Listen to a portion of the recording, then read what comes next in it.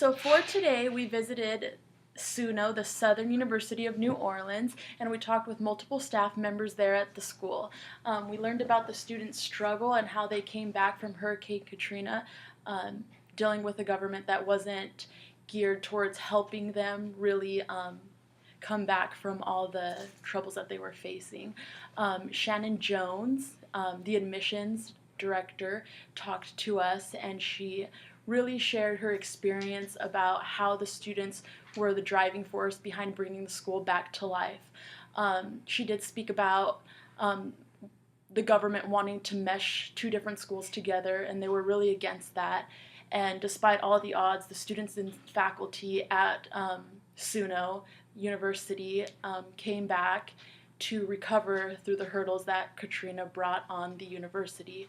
I think this was really insightful for me because I know that I have a flourishing school system at Central Washington University, and although I do have a great school system, sometimes hurdles will also be in the way, whether it's courses or work or life just in general, balancing out the three.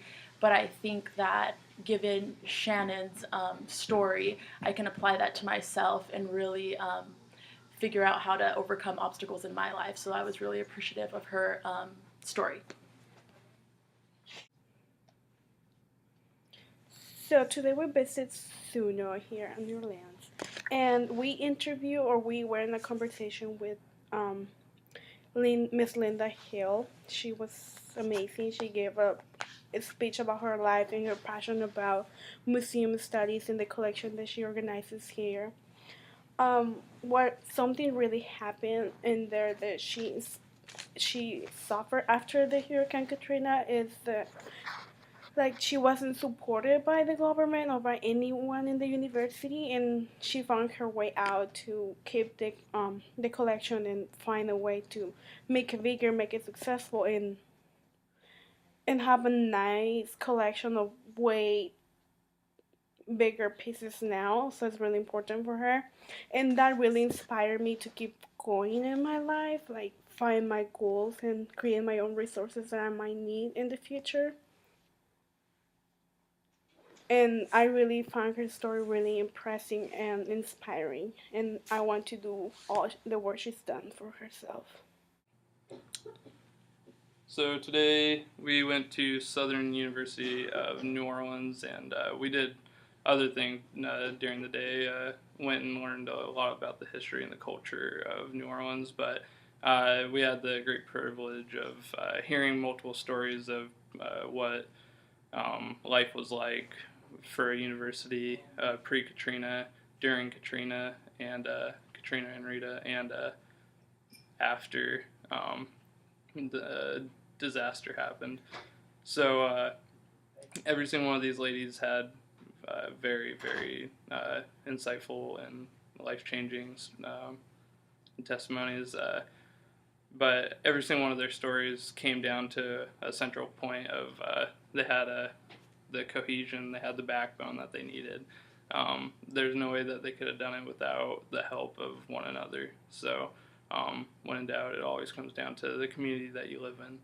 So I've been asked, what if an event happened like this to you? And I chose this because I've never been through a experience of losing everything, losing my home, losing friends, multiple people all at once. It's just something that is kind of unheard of in Washington. You may have a family that loses their house to a fire, but and the biggest question was like, would I completely restart and stay in the new area, or would I just get up, move away, restart in a different area? I'd have to go ahead and stay in the same spot, just because where I grow up, who my community is, they matter to me a lot, and they're just like family. But and then with this question in mind, it helps me out with my future, just to make me realize and put that what if into my life of things can happen at any minute, any day. So you can wake up one morning and everything's gone. You can leave for a weekend and you come back and everything's gone. I mean, it's just part of life that you have to deal with. So uh, it would be tough, but I think I'd have to stay and help out as many community members as I could. And hopefully they would help me out and get us through the devastation. Something that I experienced today that made me stop to reflect, what if it happened to me, was when Shannon talked about how the students at Southern University of New Orleans were affected by the Hurricane Katrina. Um, she mentioned that the damage was so greatly that the SUNO students were not able to return to campus. If I was in their shoes, I think I wouldn't be. It would be a hard decision um, to take of whether going back or simply dropping out, like some of the students did. Um, but I'll probably return and try to restart over because I would feel attached to that school and I wouldn't feel a need to help out. I would also come back and try to adopt because I would feel scared to restart at a new college. That is to say, I wouldn't want to move to a new um, new town, which meant a new college, and I would have to make new friends, basically restart over. Um, but if I stayed at the same college, I could help restore it, and it would only not uh, benefit me, but it will also benefit the other students in the long run and um, the community. Um, I would think this experience will help me in the future because it will help me deal with challenges better.